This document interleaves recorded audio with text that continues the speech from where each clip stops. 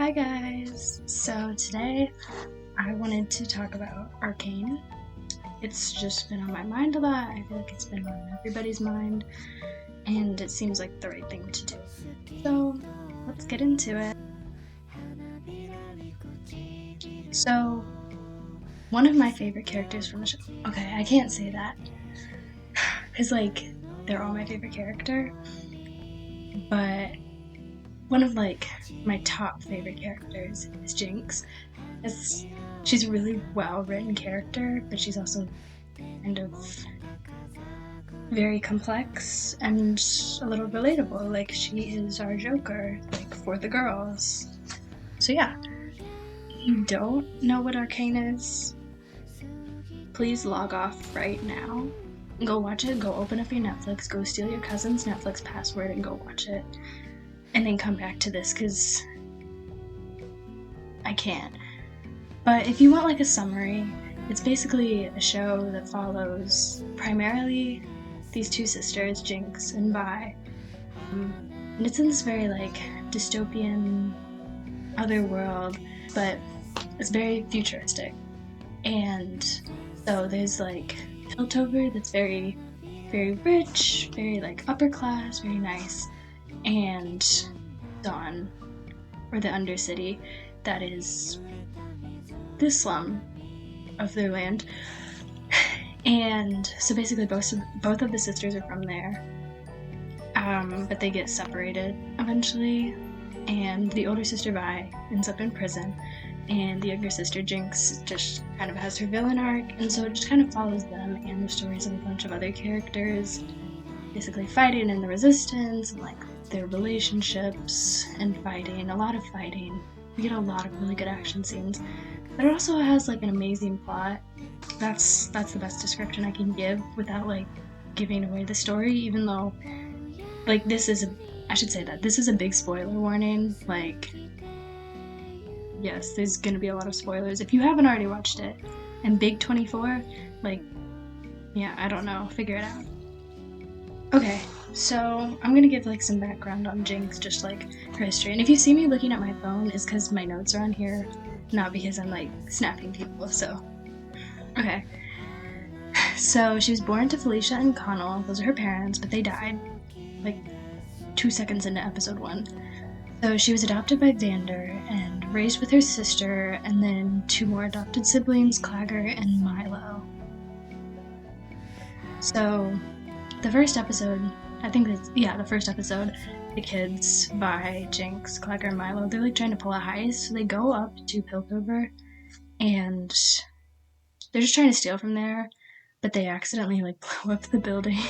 So there's a lot of heat on them, and the enforcers, which are their police, are chasing after them, and then this gang in the Undercity is fighting them, and they've cornered Powder. Okay, so at this point she's she doesn't fight, she doesn't mess with that, and so she just throws the goods that they got into the ocean because she doesn't want to get beat, as if that would save her from getting beat. And so yeah, then she comes back and they're oh, where's the stuff Powder? And she's oh, it's gone. And then Milo calls her a Jinx, and they have a really big moment. It's very fundamental to her as a person, because Jinx is going as Powder by then. I don't know if that was apparent. Yeah, and everybody's just kind of mad at her, which is tough. But then eventually Vander gets kidnapped by Silco. Silco is the biggest bad guy, drug lord of the Undercity. Can't live with him, can't live without him. So he kidnaps Vander, their dad, and Vi and the others go to save him, and they leave Powder because she's a kid. They say it's oh, you always mess everything up, but girl, she's in 3rd grade. And this really messes her up. Homegirl starts tweaking really crazy, and so she totally freaks out, and she goes and she tries to save them, and there's this really great scene. It's actually amazing. And then she throws her monkey bomb, which is her thing. She's always inventing stuff. So she throws the monkey bomb, and it blows the building up and kills everyone in it. So there's a whole dramatic scene in like the rubble, and Vi's yelling at her, runs down an alley, like her parents are killed, their siblings are killed. Literally Vi and Silco survive. I don't know if anybody else survived that. And so anyway, Vi's like, don't, like, you really are a jinx, like you've ruined everything, and she like hits her. It's really sad. Like I can't talk about it without crying. So anyway, she does all that, and then she like runs away into an alley. She's probably just like, I feel like she's just taking her time and like cooling down. Like, let me not beat my baby sister. Let me like chill for a second. But Silco goes up to Powder and is like, hey. And then she like gives him a hug and she's like, oh, he's here to save me. Like, yes, father. And they take Vi, because she's trying to like yell like, oh, Powder, no, come here, like don't talk to him. And they take her, they like cover her mouth and take her away. She ends up in prison for like 6 years. So, and then so Jinx, well, Powder is raised by Silco and kind of like adopts the identity of Jinx. And so Silco just kind of finishes raising Jinx, and then eventually in the second season she blows up the building that Kate's mom was in. Kate is Vi's girlfriend. I don't know if they're official. I couldn't tell you. But anyway, she blows that up. It gets messy. So like Kate is out to kill her. And in the end, like Jinx is like, you're my sister. Like, even when we're worlds apart, we're still together. And they're like fighting together. And it's beautiful. And then Jinx like falls to what we assume is her death, but it isn't. And if you want to know more about that, there's so many theories out there, like so many.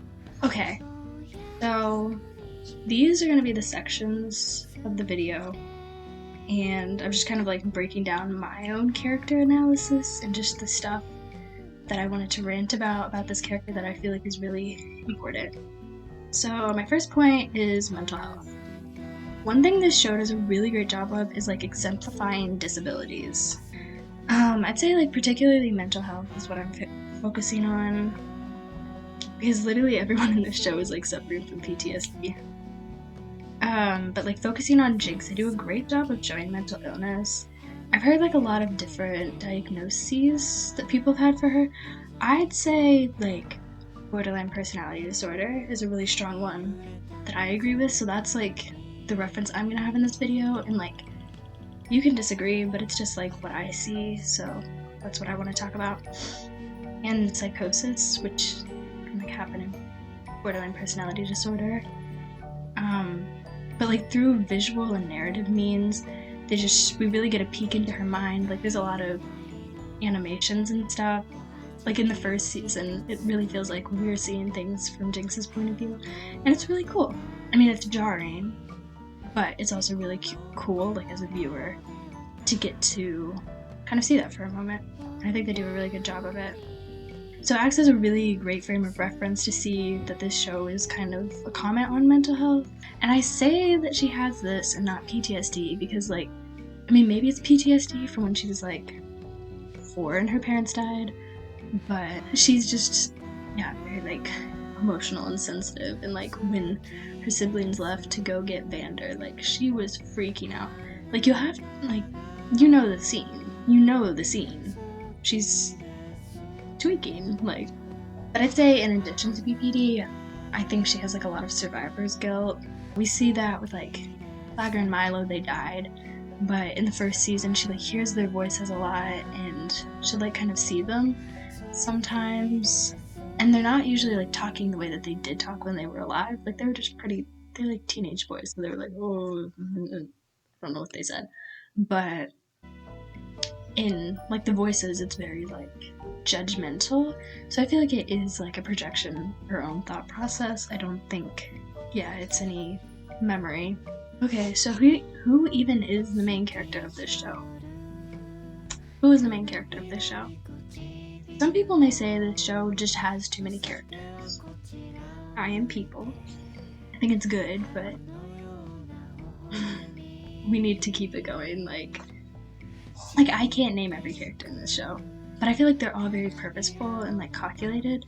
I don't really feel like the creators add characters for no reason. So this does lead to like some ambiguity, like having so many characters you really can't dive deep into developing them. I mean, like, I think the characters are very well developed, but we as an audience, we're just not going to be able to know that much. But I think it's safe to say, like, Jinx and Vi are characters at the forefront, and Kate as well. But they are, like, 3 really big characters in the show. But I think, like, Jinx specifically, she's a very, like, 3-dimensional character, and you can tell the writers handle her with, like, a lot of care, and yeah, they just put a lot of lore into her.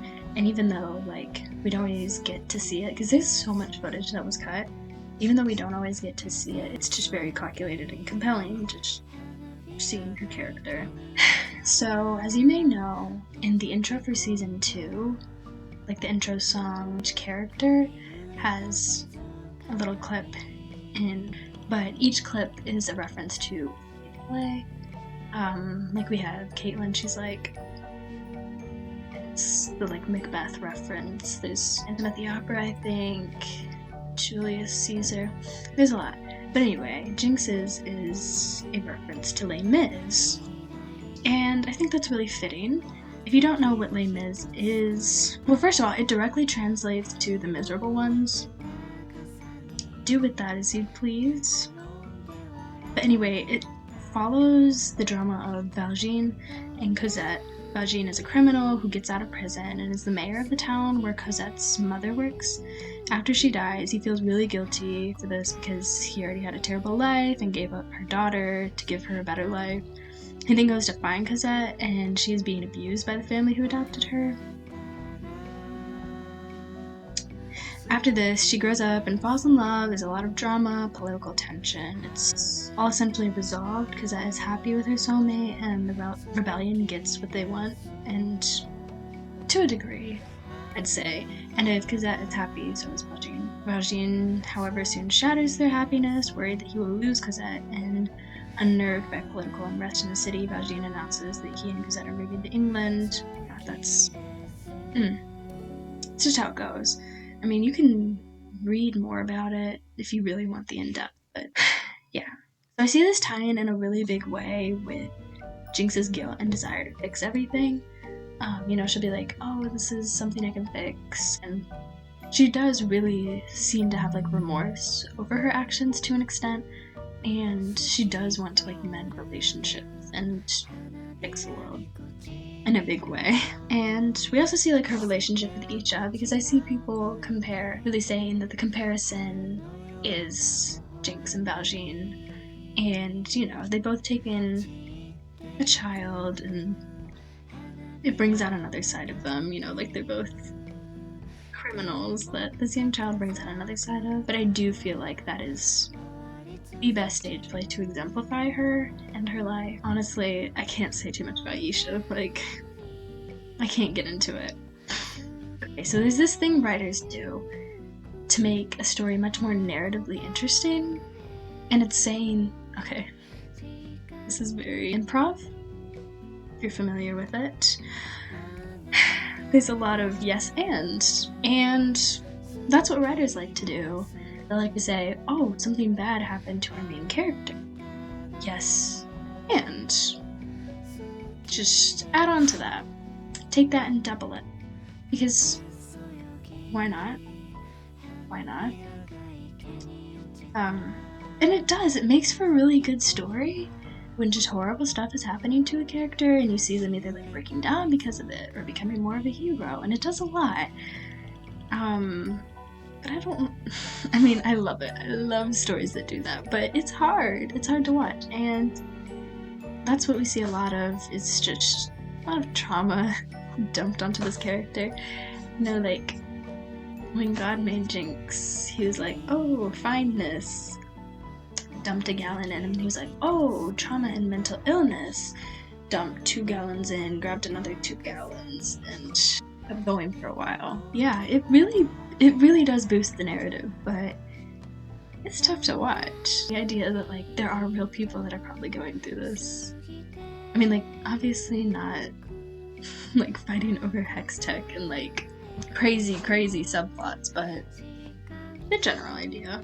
And I think writing trauma can be very interesting, and it gives a really complex dynamic. It's just a really good way to make complex female characters, because women do go through a lot of trauma just by like being born, stepping out into the world. It is a really interesting dynamic within this show because there are so many women in it, and I feel like gender isn't really a huge thing here. In this show, like, guys will be hitting girls and girls will be hitting them back and like clocking their teeth. So like, I feel like it's really not the same dynamic as we know, because the women really handle themselves. And honestly, when I'm watching this show, I do like forget about gender and race and everything, because it's really focused on the plot, and that's never really touched on. It's much more about like class is the distinction. So maybe this is a big moment for feminism. But anyway, so that might not tie in the same way, but I think growing up poor in this society is the worst thing you can do. And I feel like there could be more balance between her internal struggle and just having a normal life. But once again, I feel like that's footage that got cut out, because there's a lot of footage from the show, like a lot, that just does not make it in. Releasing it when? When are the people getting it? How much am I paying? Say your price and I will pay you. Yeah, I think I would like to see some of her like more normal traits or interactions, because she's not always having like a crazy full-blown like episode of paranoia. So I'd love to see what she does outside of that. For the most part, we see the characters suffer a lot. Okay, I love to cry. Like, it might be the only thing that gives me a rush of serotonin. Like, I get high from crying. It's crazy. But I feel like this has gone too far. It has gotten to the point, like, and I'm done with it. As humans, specifically young adults, teenagers, young adults, we do love something sad. We do love to cry. We have a lot to cry over. So it's a great show. Great narrative tools that they use. It's like hyper-realism. Yeah, specifically young adults, when we see tragedy, and we kind of translate it to hyper-realism and complexity, but maybe it is just sad. I don't know. Do with that what you want. I feel like as a teenager, when you see characters die and have sad childhoods and don't like get what they want, we attribute it more to the human experience, and it does make characters more human and closer to us. To me, I feel like Arcane doesn't really have villains. I'd say Silco and Bessa are like the closest thing to villains, but every character is so well developed and we get to see enough of every side of them that we do really start to realize, like, oh, they're doing these horrible things, but they are like a person. They have a heart and a conscience. Like, we also see like their family relations, and they're really close, and that's another wonderful narrative thing that this show does and these writers do. It's not very one-dimensional. Like a lot of shows would be like, oh, like this is our bad guy and this is the person we're gonna go after and this is the person we want you to hate. And it's very subtle like that. It's very much, oh really, this is the person I should hate. Oh yes. But I feel like in this show it is very easy to be like, well, I defend this character. Except for Maddie Nolan. If you specifically to Jinx, I feel like all the crazy things that she does aren't as insane as they could be because of the context that we have for her, because we all exist within the context. Do you think you just fell out of a coconut tree? So we get to see this dark side of the character, but we also get to see her as a wide-eyed child and as more of a like maternal older sister figure, and we get to see how much she like longs for a relationship with her sister.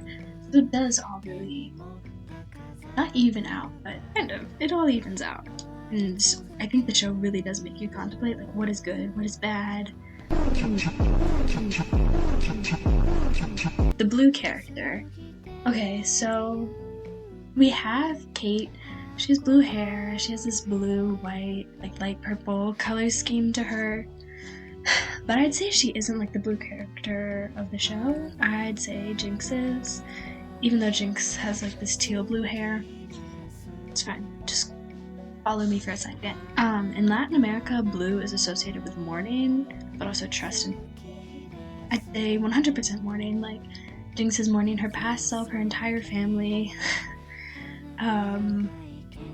Yeah, just everything. Every family member is dead. The color blue can mean tranquility, stability, sadness, or depression, but I'd say individual experiences can have an effect on how you associate colors.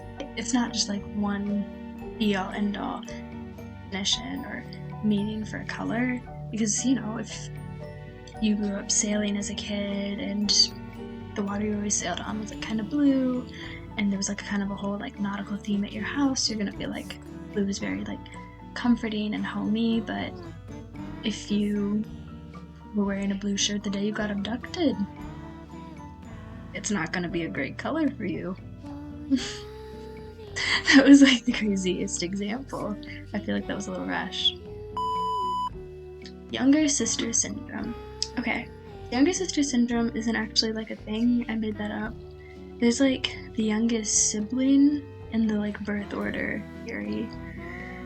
And that's what I'm referring to here, but I'm gonna like weave in bits of like, well, she's a girl, so it makes it a little different. Like, she has periods and no waist, so that's an added stressor. The relationship you have with your siblings can be one of the longest lasting ones that you have, because they're the first people you probably ever meet, and you're stuck with them for a really long time. And so it can be really close. It can also be really difficult. Younger siblings may struggle to find their place in the family, as, you know, so many other places are taken, and even if you do have like one set of interest, if another sibling has that, you might shy away from it. So they may be more rebellious and open-minded just because of how the parents might act at this point and how things have changed and how they're treated. They also may feel less capable and less experienced, and they might be pampered by other family members. We do definitely see this when Jinx was a kid. Like, she is the youngest, so they're kind of like, oh, like, don't come along. You know, I feel really confident. By the time Vi was 10, like, she was fist fighting in the streets. Like, that was her favorite thing. Like, she would wake up and like, oh, am I gonna fight? Like, she would be like walking to school or something, and would be clocking kids left and right, and that's just who she is. And they never really left space. They never really held space for Jinx to do, which is fine. I don't think you need to like encourage your siblings to like take on your violent interest, but so psychologists haven't researched a lot about siblings, so like everything I will say is like very theory based, but I feel like it's very true. The birth order, I feel like, really does affect people's personalities to an extent. Since siblings meet when they're pretty young, their like developmental milestones and trajectory kind of intertwine with each other, which is really cool. Like, you wouldn't be who you are without your siblings and being born in that order. Some research has deducted, okay, this is like specifically to sisters, has deducted that sisters may serve as the glue that holds the sibling dyad together, at least until young adulthood. Because having a sister, if you're also a sister, like two girls who are sisters, it seems to offer a unique emotional reward beyond your years of childhood, because you are going to have something in common, and there's just a more maternal relationship is the best word I can find.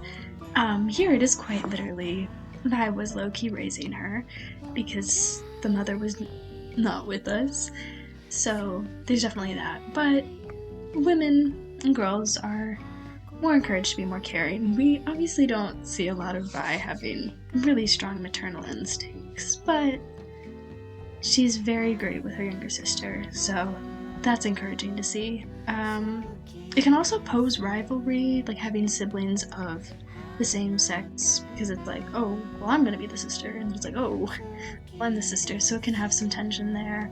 And I feel like I do see that. You know, first of all, Jinx being younger and comparing herself, like, oh, like my sister can do all this and all I can do is, you know, my sister punches through walls and like I'm trying to make a bomb. I feel like those are comparable things. There's a common denominator and it's like mass violence. Like, one thing about this family is there will be violence. But there's also like the dynamic of like, oh, well, fighting to be the best. Which isn't fun. It's not fun. But this just really contributes to the complexity of the relationship because they had so much of their childhood together taken away. So it does kind of take away that dynamic. Like Jinx did kind of finish out her formative years as an only child, which being an only child, like, that is the best way to develop mental illness. But they still have this very affectionate and strong bond, even when they've been apart for so long. They have this affiliation and loyalty to each other. I don't think, like, time and space take apart. I mean, like, even in the alternate universe, Powder does, like, think so highly of Vi. Yeah, I feel like they really cared for each other. The effects on the youngest sibling's personality can really depend on the family dynamic. While they had, like, a fairly stable dynamic for the world they were living in, there was also a lot of instability and stress. And we can see Powder gets kind of infantilized by Vi and her older siblings because Vi is very mature. You know, she's 15. I don't know, when I was 15 I wouldn't be this mature.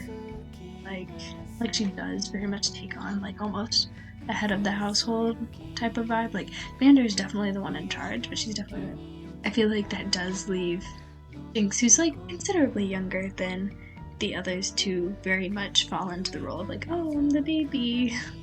I'm the baby. I'd say it's really like the Anne and Mary Boleyn of it all. The Cain and Abel dynamic, like siblings who are notorious for like being close, but low-key hating each other. And sometimes it's because of a man. Sometimes it's because of a man. It's what you mean, like, Anne and Mary were doing fine, and this man steps in, and he's like, oh, let me have both. Both. BOAF. Which is kind of real. But no, why are you tearing families apart? Alright, I'm gonna have like a big jab session about the Boleyn sisters. Vi.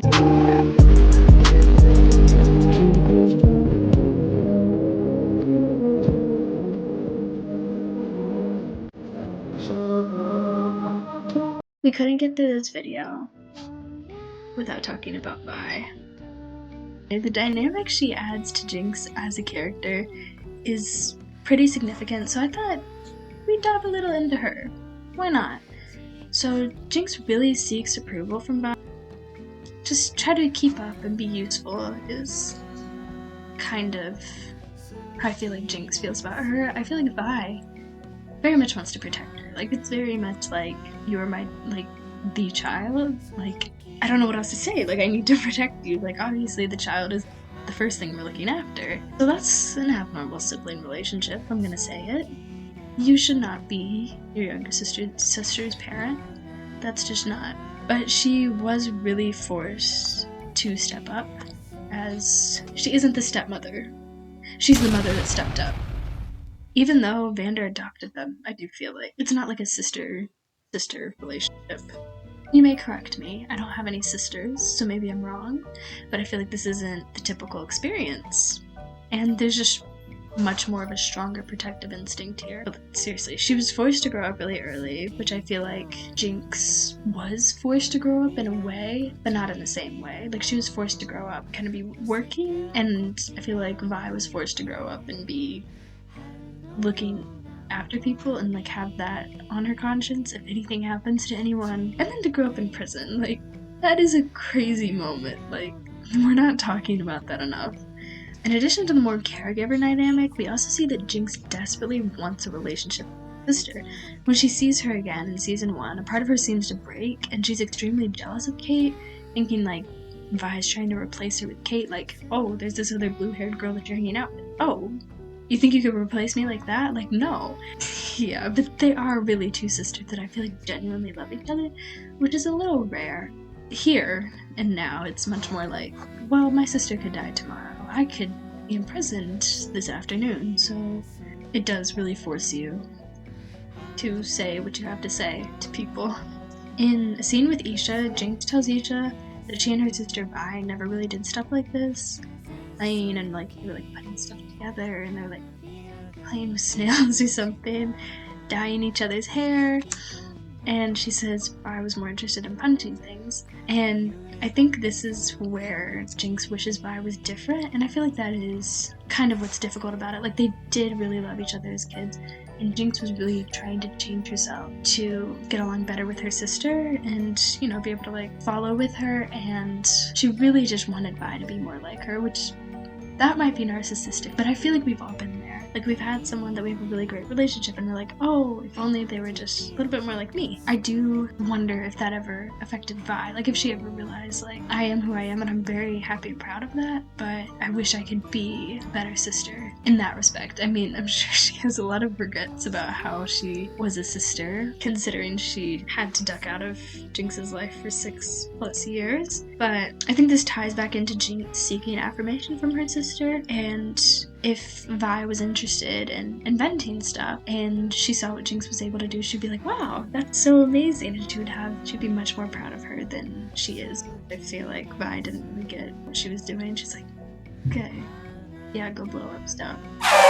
Manipulation. I feel like Jinx can get pretty easily manipulated. Even though she's very manipulative and calculated, she also wants to believe that people feel affection for her, and I believe Silco, okay, this is gonna be a hot take, I believe Silco did really care for Jinx. He was very near to her heart, but I think he was also manipulating her. Like, he was like, I care about you, but also we could add on to that, and like, so there's that. I mean, he was in the trenches too. Like, let's not just say like, oh, he's just an evil man stealing and manipulating children. Like, the man whose his brother died, like, he was not doing well. He's a drug lord of like the dystopian hood, like killing people in his office every day. Like, he wakes up, does his morning routine, gets some coffee, is like, oh, bye Jinx, I'm going into work, sits down in his chair, his goons bring in somebody and he's like, are you gonna pay? The guy's like, I don't have the money.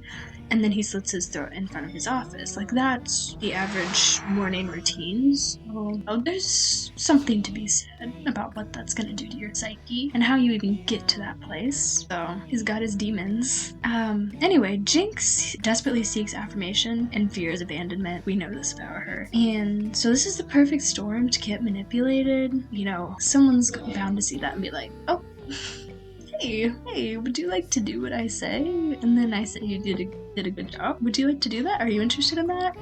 So she has really strong and turbulent relationships. And obviously not all the people in her life are going to be good. There's some of them are going to be manipulators. And unfortunately, that I feel like was her primary caregiver. She has it all, doesn't she? Jinx doesn't really have a strong grasp on who she is. So when Silco tells her who she is, and continues saying that for like 6 or 7 years, she's going to believe it and begin embodying that because she values his opinion of her, and I feel like she has even more of a propensity to believe type of thing. So it was very easy for her to be like, I am a Jinx, aren't I?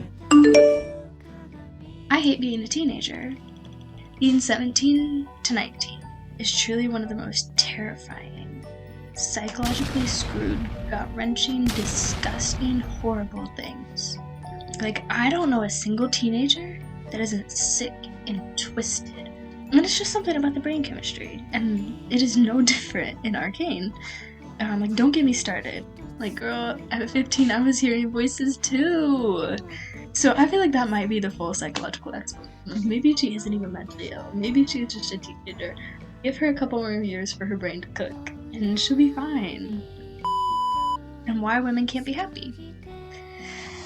So, female hysteria was something that was often diagnosed for symptoms of PTSD. I think this was like 18 and 1900s. Don't quote me on that. Go do your own research. But it was basically just symptoms of PTSD and depression and infertility in women, and they were like, female hysteria. And it was really terrible for women because they couldn't get treatment, and basically the solution was to have intercourse. So anyway, the significance that this holds today here is that there's a lot of mental tension. Yeah, I'd say just a lot of mental tension and daily aggression towards women, like just because they are women. And this takes a toll. And in the last year, people were making like the little like female raid TikToks. I know you've seen it. It was like, drink it so hot, like what do you want to touch? Like if you know, you know. And the whole thing was really because like women or girls are really relating to that, and I think like the struggle of being a female in our society has the right to be seen and acknowledged in like a non-derogatory way. And I feel like this comes in because they may play some type of role. I feel like in the world of Arcane, like I said, gender is pretty equal, so it leaves a lot of room where there isn't necessarily stress on Jinx in the way of being like a female, but I still feel like there is something that transcends time and space about being a woman, that there is like this internal rage and insanity, and it's like, what if I let it out? But that might just be my society. So I don't know, but obviously we couldn't get through this without talking about female hysteria and female rage, because she is my Joker. Like, I've watched the Joker, I've listened to the Joker soundtrack. That is not my Joker. I don't know who that is. Consumption, the beauty of illness. So during the 18th and 19th centuries, having like a ghostly pale complexion and being really thin, genuinely just looking like you're about to meet your maker, was the beauty standard. So the idea of consumption and presence of tuberculosis was a big moment for beauty standards. If you didn't catch it, Jinx is visually like, low-key looks like a TB patient, tuberculosis patient. Like, she's very thin, very pale. I thought she wasn't a human, like, when I first saw, like, photos from the show, because that's not a living human. Dark circles under her eyes, like, she's about to die. And I feel like this was intentional. Like, nothing in this show is accidental, so I feel like this was a key detail. And when we see Powder, she doesn't look like that. Like, she has more warm undertones to her skin, and yeah, she looks a little bit more healthy. Like, so while she's really physically capable, mentally she is like, is in the trenches every day fighting for her life. And I feel like that kind of helps to romanticize her, like we do a sick person, which is not good. Honestly, it's very similar to like Lisa from Girl Interrupted. Like, a very strong character is like, in their mind, going through a lot and is weak but also strong. I can't describe it. If you haven't seen Girl, like if you have seen Girl Interrupted, you know Lisa, and you know how the girls love Lisa. She's not even the main character. I thought she was the main character of the movie and the book. I read the book and I was like, she's just not. This isn't about her. But yeah, Jinx is unhinged, unstable. She hasn't slept for months. She's hearing voices, but still managed to have this confidence and charisma that makes her a character people want to be invested in. Gifted child syndrome. The tortured genius. Okay, so Jinx was literally making bombs as a kid. And we're not ready to have that conversation, but she utilized like magic technology in her own bazooka. Like, she's subjectively a genius. She's been playing 4D chess on the ceiling since she was 6. So she just has a lot of classic markers of being a gifted child, and with that comes its own set of symptoms. But conversely, being gifted can cause a lot of internal strife and sensitivity and burnout and exhaustion, and I feel like we really see a lot of that. And a lot of perfectionism and high standards from a really young age. And, you know, that can canonically be like in parents and peers or siblings, but I feel like here is very internally focused. In summary, many factors come into play in Jinx's life. She's a very complex character. They make her who she is, and I love her for that, for the most part. But she is our Joker, and she just can't seem to catch a break. Everything that can go wrong will go wrong. But she really does bring like joy and like a lot of interesting conversations to our fandom, so thank you for her. If it is her absurdity or her human and her humor and her transparency and her subjective kindness, a vital part to the story, and she's beautifully developed. So thank you to all the writers. Thank you, the production team.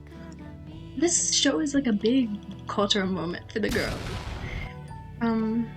And it means a lot to me personally, and I feel like kind of seen by her, but also just a really strong connection to her, and I feel like she can bring so much joy to other people, so I would defend her with my life.